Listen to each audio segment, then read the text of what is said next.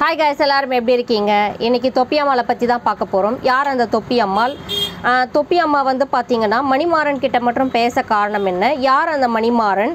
தொப்பி அம்மாள் வந்து பாத்தீங்கன்னா திருவண்ணாமலைக்கு எப்படி வந்தாங்க? அவங்க குடும்பம் எப்படி இருந்தது? எப்படி சித்தரா வந்து ஆனாங்க? இல்ல சித்தரா இல்ல வந்து பாத்தீங்கன்னா மனநலம் பாதிக்கப்பட்டவங்களா? இல்லை அவங்களுடைய தோற்றத்தை பார்க்கும்போது அப்படி இருக்குது அப்படின்னு சொல்லிட்டு நிறைய பேர் வந்து பார்த்திங்க அப்படின்னா கேலி கிண்டல் எல்லாமே பண்ணியிருக்காங்க. அதுவும் இல்லாமல் அவங்க பின்னாடி வந்து பார்த்திங்கன்னா பக்தர்கள் வந்து பார்த்திங்கன்னா சுற்றிட்டும் இருக்காங்க. நிறைய பெரிய பெரிய ஆட்களுமே சுற்றிட்டு தான் இருக்காங்க. அப்படி சுத்த காரணம் என்ன அவங்க உண்மையாகவே பெண் சித்தர் தானா அப்படின்னு சொல்லிட்டு எல்லாமே பார்க்கலாம். அவங்க குடும்ப வாழ்க்கையும் பார்க்கலாம். மணிமாறன் யார், அவங்க கிட்ட மட்டும் பேச காரணம் என்ன அதையும் பார்க்கலாம். வாங்க வீடியோக்குள்ளே போகலாம். இதுதான் நம்ம வீடியோவை ஃபஸ்ட் டைம் பார்க்குறீங்க அப்படின்னா சப்ஸ்கிரைப் பண்ணி லைக் பண்ணி ஷேர் பண்ணி சப்போர்ட் பண்ணுங்கள். வாங்க வீடியோக்குள்ளே போகலாம். யார் அந்த மணிமாறன்? தொப்பி அம்மாள் கிட்ட மட்டும் பேச காரணம் என்ன? ஃபஸ்ட்டு தொப்பி அம்மாளுடைய ஹிஸ்ட்ரியை பார்த்துடலாம் வாங்க. தொப்பி அம்மாளுடைய உண்மையான பேர் வந்து பார்த்திங்கன்னா பழனி அம்மா தான். அவங்களுடைய சொந்த ஊர் பார்த்திங்க அப்படின்னா தருமபுரி மாவட்டம் பாலக்கோடு அடுத்துள்ள ஜெகசமுத்திரம் கூட்ரோடு பக்கத்தில் இருக்கிற அந்த வில்லேஜ் தாங்க. அவங்க வந்து பார்த்திங்கன்னா அங்கே தான் வசிக்கிறாங்க. கொஞ்ச நாள் வந்து குடும்ப வாழ்க்கையில் இருக்கிறாங்க. குடும்ப வாழ்க்கையில் வந்து பார்த்திங்கன்னா ஒரு பெண் குழந்தையும் இருக்குது அவங்களுக்கு வந்து பார்த்திங்க அப்படின்னா. அதுக்கப்புறம் வந்து பார்த்திங்கன்னா அவங்க கூட பிறந்த தம்பி, அவங்களுக்கு உறவாக இருக்கிறதே வந்து பார்த்திங்கன்னா அவங்க தம்பி மட்டும்தான். அவங்க தம்பி வந்து பார்த்திங்கன்னா ஒரு ஆக்சிடெண்ட்டில் வந்து லாரி டிரைவர் தான் அவங்க தம்பி வந்து பார்த்திங்க அப்படின்னா. அவங்க தம்பி திடீர்னு இறந்துடுறாங்க. அந்த இறப்பை வந்து பார்த்திங்கன்னா அவங்களால ஏற்றுக்க முடியலை. ஏன்னா நம்ம கூட இருக்கிறவங்க வந்து பார்த்திங்க அப்படின்னா திடீர்னு மரணம் ஆயிட்டாங்க அப்படின்னா ஒரு சிலருக்கு வந்து பார்த்திங்கன்னா அதை ஏற்றுக்கவே முடியாது. நான் என்னுடைய இதுலேயே வந்து நிறைய பேரை பார்த்துருக்கேன். எனக்கு தெரிஞ்ச ஒருத்தர் வந்து பார்த்திங்க அப்படின்னா நல்லா இருந்தாங்க. அவங்க வந்து பார்த்திங்கன்னா எல்லாமே அவங்க கணவர் தான். அவங்களுக்கு வந்து பார்த்திங்கன்னா அவங்களுக்கு வந்து பார்த்திங்கன்னா 2 பெண் குழந்தை ஒரு ஆண் குழந்தை. அப்படி இருந்தும் வந்து பார்த்திங்கன்னா நல்ல பெரிய பெரிய பசங்க தான். கல்யாணமும் பண்ணிட்டாங்க. அவங்க இறந்த அந்த இறப்பை தாங்க முடியாமல் அப்படியே அவங்க கொஞ்ச நாள் போக போக போக மனநிலை பாதிக்கப்பட்டவராகவே ஆயிட்டாங்க. அந்த கேர்ள் வந்து எனக்கு முன்னாடியே நானே நேரடியாக கண்குளிர பார்த்துருக்கேன். அந்த மாதிரி தான் இவங்க வந்து பார்த்திங்கன்னா ஆயிருக்காங்க. அவங்க வீட்டில் இருக்கிறவங்க வந்து பார்த்திங்கன்னா வச்சியும் பாதுகாத்துருக்காங்க. அதுக்கப்புறம் வந்து பார்த்திங்கன்னா சரி இல்லை நம்ம பெங்களூருக்கு போயிட்டு ட்ரீட்மெண்ட் பார்க்கலாம் அப்படின்னு சொல்லிட்டு பெங்களூர்லேயும் போய் ட்ரீட்மெண்ட் பண்ணியிருக்காங்க. அவங்க வந்து பார்த்திங்கன்னா தொப்பியம்மா பார்த்திங்க அப்படின்னா பெங்களூர்லேயும் வந்து வீட்டுக்குள்ளே இல்லாமல் தெருவாக சுற்றிட்டு இருந்திருக்காங்க. அதுக்கப்புறம் வந்து திடீர்னு ஒரு நாள் வந்து பார்த்திங்க அப்படின்னா அவங்க அம்மாவை வந்து பார்த்திங்கன்னா காணல. சரி அவங்க எங்கேயோ போய் இறந்துட்டுருக்காங்க அப்படின்னு சொல்லிட்டு தான் அவங்க குடும்பத்தில் இருக்கிறவங்க எல்லாருமே நினச்சிட்ருக்காங்க. ஆனால் தொப்பியம்மா வந்து பார்த்திங்க அப்படின்னா எப்படியோ நடந்து வந்தாங்களோ இல்லை பஸ்ஸில் வந்தாங்களோ நம்மளுக்கு தெரியலை. ஒரு வழியாக திருவண்ணாமலைக்கு வந்துட்டாங்க. அவங்க வந்து பார்த்திங்க அப்படின்னா கிட்டத்தட்ட 20 வருஷமாகவும் வந்து பார்த்திங்க அப்படின்னா திருவண்ணாமலையில் தான் இருக்காங்க. அவங்க வந்து பார்த்திங்க அப்படின்னா திருவண்ணாமலையில் வந்து பார்த்திங்கன்னா கிட்டத்தட்ட ஒரு நாளைக்கு 3 முறை கிரிவலம் சுற்றுறாங்க. அவங்களுடைய தோற்றத்தவே நீங்கள் பார்த்திங்க அப்படின்னா அருவருக்கத்தக்க மாதிரி தான் இருக்கும். அந்த சட்டை ஃபுல்லாக வந்து பார்த்திங்க அப்படின்னா அவங்க குடிக்கிற டீ காஃபி சாப்பாடு எல்லாமே வந்து பார்த்திங்கன்னா சிந்தி இருக்கிற மாதிரி தான் இருக்கும். அவங்க அப்படியே அந்த அழுக்கு உடைய தான் அவங்க வந்து பார்த்திங்கன்னா அணிஞ்சிருப்பாங்க. காலையில் 6:30க்கு வந்து பார்த்திங்கன்னா கிரிவலம் ஆரம்பிப்பாங்க. அந்த கிரிவலம் ஆரம்பிக்கிறது காலையில் ஆரம்பிச்சிட்டாங்க அப்படின்னா பக்தர்களும் வந்து பார்த்திங்கன்னா அவங்க பின்னாடியே வந்து கிரிவலம் சுற்றிட்டே வருவாங்க. அவங்க பின்னாடி போன மாதிரியும் ஆச்சு, சித்தரை பார்த்த மாதிரியும் ஆச்சு, கிரிவலம் சுற்றுற மாதிரியும் ஆச்சு அப்படின்னு சொல்லிட்டு பக்தர்களும் ஆரம்பிச்சிருவாங்க. ஒரு 6:30 மணிக்கு ஆரம்பித்தாங்கன்னா 10-10:30க்குள்ளே அந்த 14 கிலோமீட்டர் இருக்கிற அந்த திருவண்ணாமலையினுடைய கிரிவலத்தை வந்து சுற்றிட்டு வந்துடுவாங்க. அதே மாதிரி ஒரு நாளைக்கு 3 முறை சுற்றி வராங்க. காலையில் வந்து அவங்க இருக்கும் இடத்துக்கே வந்துடுவாங்க. காலையில் வந்து பார்த்திங்க அப்படின்னா பக்தர்கள் கொடுக்குற அந்த சாப்பாடு அதை தான் அவங்க சாப்பிட்றாங்க. அவங்க வந்து பார்த்திங்க அப்படின்னா ஏன் மணிமாறனை மட்டும் பேசுகிறாங்க, அவங்க கொடுக்குற அந்த சாப்பாடு அதெல்லாம் மட்டும் ஏற்றுக்கிறாங்க. பூ வச்சா பூ வச்சுக்கிறாங்க.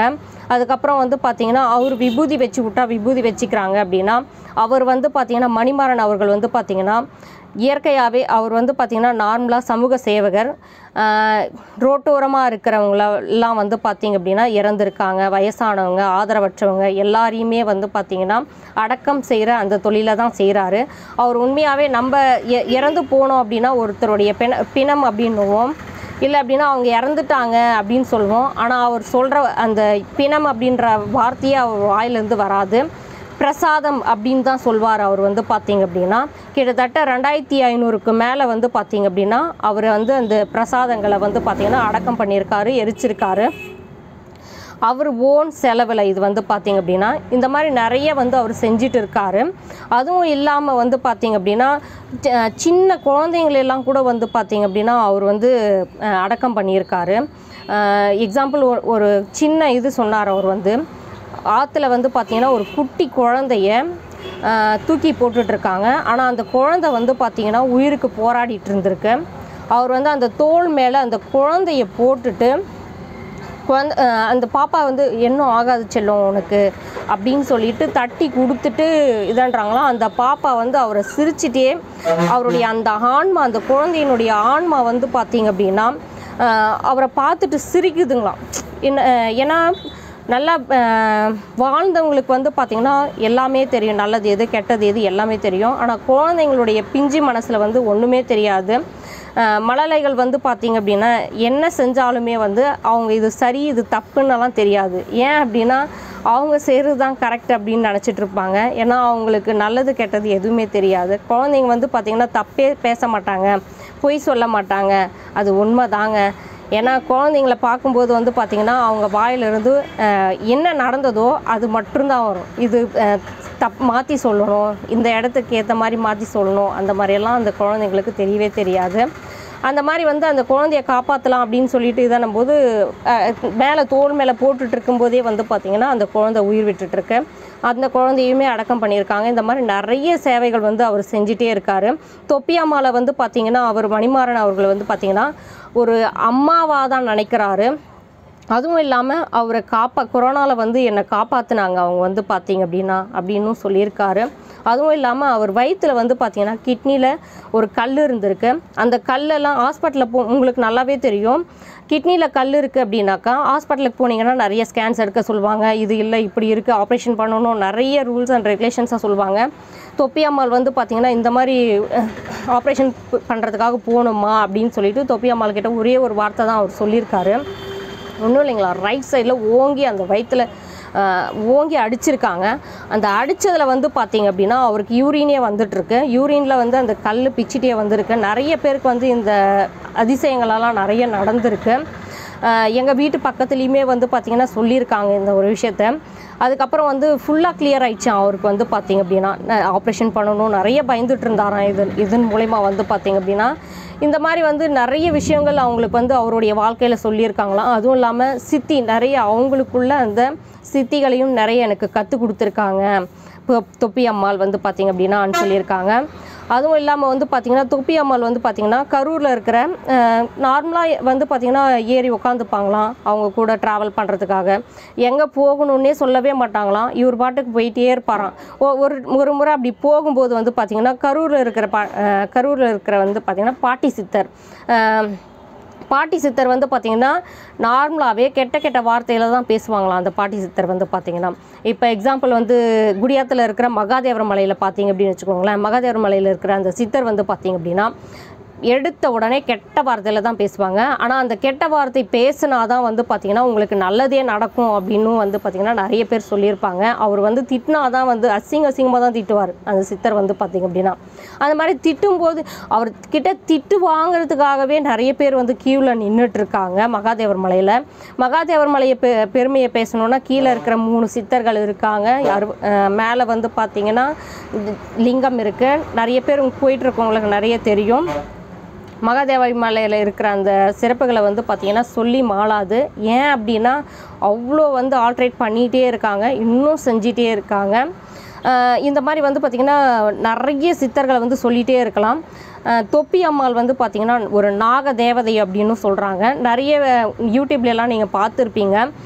அந்த நாக பாம்பு வந்து பார்த்திங்கன்னா தொப்பியம்மாளை வணங்கிட்டு போகிற மாதிரி அந்த காட்சிகள் எல்லாம் வந்து உங்களுக்கு நிறைய போட்டு காட்டியிருப்பாங்க. உண்மையாகவே அவங்க வந்து பார்த்திங்கன்னா ஒரு நாக தேவதை தான். ஏன்னா ஒரு முறை நீங்கள் எக்ஸாம்பிள் வந்து பார்த்திங்கன்னா கார்த்திகை மாதம் அப்படின்னாவே தீபம் ஏற்றுறோம் அப்படின்னாவே கிரிவலம் தான் அப்படின்னு வருஷத்துக்கு ஒரு முறை எல்லா பௌர்ணமியும் போக முடியல அப்படின்னாலும் வருஷத்துக்கு ஒரு முறை கிரிவலம் சுற்றுறவங்களாம் நிறைய பேர் இருக்கீங்க. இந்த மாதிரி மாதம் பௌர்ணமி ஆனால் கிரிவலம் சுற்றுறவங்களும் நிறைய பேர் இருக்காங்க. ஒரு நாளைக்கே 3 முறை சுற்றுறாங்க அப்படின்னா அவங்களுக்குள்ள எவ்வளோ பவர்ஸ் இருக்கும். ஏன்னா நிறைய சித்தர்கள் வந்து பார்த்திங்கன்னா திருவண்ணாமலையில் இருக்காங்க. நிறைய சித்தர்கள் இருக்கிறதும் இல்லாமல் அவங்களுடைய ஆசி வந்து பார்த்திங்கன்னா எப்பயுமே கிடைக்கும். சித்தர்களுடைய ஆசி வந்து எப்பயுமே சாமி கிட்ட ஆசி கிடைக்குதோ இல்லையோ, சித்தர்களுடைய ஆசி கிடைச்சது அப்படின்னா மென்மேலும் வளர்ந்துட்டே போவாங்க. தொப்பியம்மாவை பார்க்குறதுக்காக வர ஜனங்களும் அப்படி தான் அவங்கள தூரம் இருந்தே வணங்கிட்டும் வருவாங்க. மணிமாறன் சார் சொல்கிறது வந்து பார்த்திங்க அப்படின்னா, நிறைய டிஸ்டர்ப் பண்ணாதீங்க அவங்கள தொப்பியம்மாவை.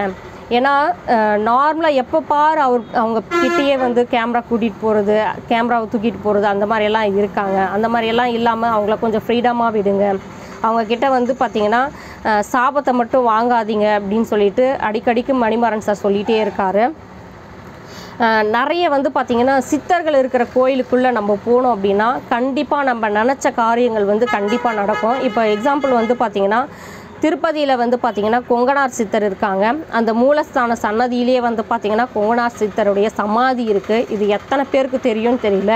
அதனால தான் வந்து பார்த்திங்கன்னா துட்டு கொட்டுன்னு கொட்டுது. ஒத்த லட்டுக்கு வந்து பார்த்திங்கன்னா துட்டு கொட்டுது. உண்மையாகவே சித்தர்கள் இருக்கிற கோயிலுக்கு நம்ம போனோம் அப்படின்னா எல்லா ஆசைகளும் நம்மளுக்கு கிடைக்கும். திருப்பதியில் வந்து கொங்கனார் சித்தர், திருச்செந்தூரில் வந்து பார்த்திங்கன்னா 3 சித்தர்கள் இருக்காங்க. நீங்கள் அந்த மூலஸ்தான சன்னதியில் பார்த்தீங்க அப்படின்னாக்கா இந்த பக்கம் அந்த சித்தர்கள் 3 சித்தர்களுடைய அந்த ஒவ்வொருத்தருடைய சித்தர் உருவமைப்பும் வந்து பார்த்திங்கன்னா வச்சுருப்பாங்க. அந்த சிலையில் தூணில் வந்து பார்த்திங்கன்னா இருக்கும். உங்களுக்கு நீங்கள் போனவங்க கண்டிப்பாக உங்களுக்கு தெரியும்னு நினைக்கிறேன். மருதமலையில் வந்து பார்த்திங்க அப்படின்னா பாம்பாட்டி சித்தர், அங்கே வந்து மருதமலையில் வந்து பார்த்திங்கன்னா அந்த மூலஸ்தானம் பக்கத்துலேயே வந்து பார்த்திங்கன்னா ஒரு குகை மாதிரி இருந்து பாம்பாட்டி சித்தருடைய அந்த ஜீவசமாதி இருக்கும். அதுவும் இல்லாமல் அவருக்காகவே தனி கோயிலும் இருக்குது பாம்பாட்டி சித்தருக்கு. திருவண்ணாமலையில் பார்த்திங்க அப்படின்னா இடைக்காட்டு சித்தரை மட்டுமா சொல்ல முடியும் அப்படின்னா கண்டிப்பாக கிடையாது. நிறைய சித்தர்கள் இருக்காங்க, 18 சித்தர்கள் இருக்காங்க. அதுவும் இல்லாமல் நிறைய சித்தர்கள் வந்து பார்த்திங்கன்னா அங்கே இருக்காங்க. ஜீவசமாதிகள் நிறைய பேர் அங்கே அடைஞ்சிருக்காங்க. திருவண்ணாமலை வந்து பார்த்திங்கன்னா காசிக்கு போயிட்டு நம்ம அங்கேயே வாழ்ந்து நம்மளுடைய புண்ணியம் இதென்னா அடுத்த பிறவியே கிடையாது அப்படின்ற மாதிரி திருவண்ணாமலையை நினச்சாலே போதும் நம்மளுடைய முக்தி வந்து கிடச்சிடும். ஏன் அப்படின்னா எல்லாருக்குமே வந்து பார்த்திங்க அப்படின்னா முக்தி கிடைக்கணும் அப்படின்றது தான். முக்தி வந்து எல்லாருக்குமே கிடைக்காது. காசியில் வந்து பார்த்திங்க அப்படின்னா நிறைய பேர் வயசானவங்கெல்லாம் அங்கேயே இறந்து முக்தி கிடைக்கணுன்றதுக்காகவே அங்கே வாழ்கிறவங்களாம் நிறைய பேர் இருக்காங்க. இந்த வீடியோ உங்களுக்கு நான் பிடிச்சிருக்கும்னு நினைக்கிறேன். பிடிச்சிருந்தால் லைக் பண்ணி, ஷேர் பண்ணி, சப்ஸ்கிரைப் பண்ணி சப்போர்ட் பண்ணுங்கள். ஓகே ஃப்ரெண்ட்ஸ், அடுத்த வீடியோவில் பார்க்கலாம்.